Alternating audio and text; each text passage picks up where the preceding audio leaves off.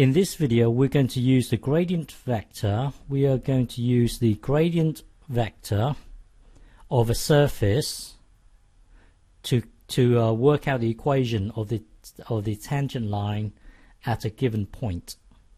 So given a surface, let's just blindly compute the gradient vector, because the gradient vector will be perpendicular to the tangent line. So blindly computing the surface would then give us, well, looking at the surface, partially differentiate it with respect to x. So this is a constant. So when you differentiate it, it disappears, giving you 4x. And then looking at the whole function itself, partially differentiate it with respect to y. So this is this whole thing here is a constant. It disappears. So when you differentiate this, it will become 6y. So the gradient vector is given by this, but we want to evaluate it at a particular point at -3, 2.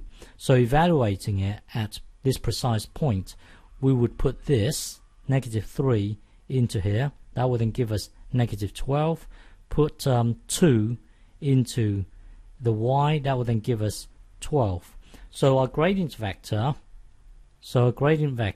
not to scale, our gradient vector is given by this thing here.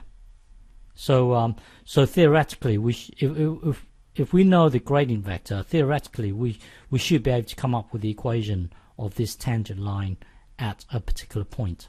But we need to know the gradient of this. Well, if you want to know back from high school, if you have this gradient and you want to find out the gradient that is perpendicular to your given gradient, then you would take the negative reciprocal of this gradient. So let me just explain. Hang on.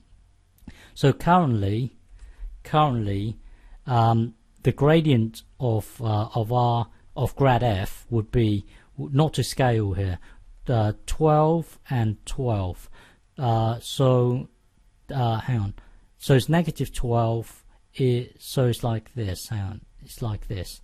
So currently the gradient here is 12 over -12.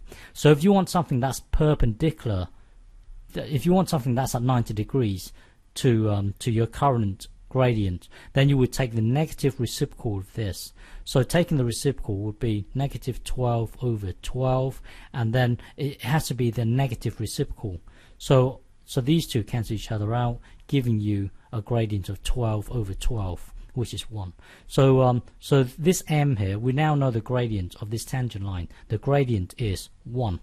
So the equation would be, well, it passes through -3. It passes through -3 and +2 and +2. So that will then take us to here, and then tidy that whole thing up.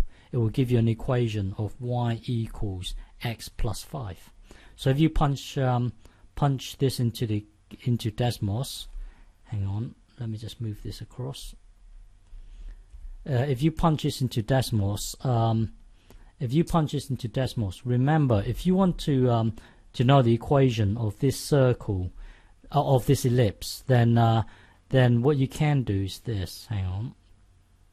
If you want to know the equation of that ellipse, you would put this into the surface, put it into here, and put the 2 into here, and it will jump to 30. So this has a height of 30, this has a height of 30, has a height of 30, and so on. So that's your level curve there. Okay, so going back down to here, and then this is our particular point, which is here, and then we know that it moves in the x direction. It moves back. It moves back -12 and 12 up. So from -3 take away 12. That will then give you this, and so on.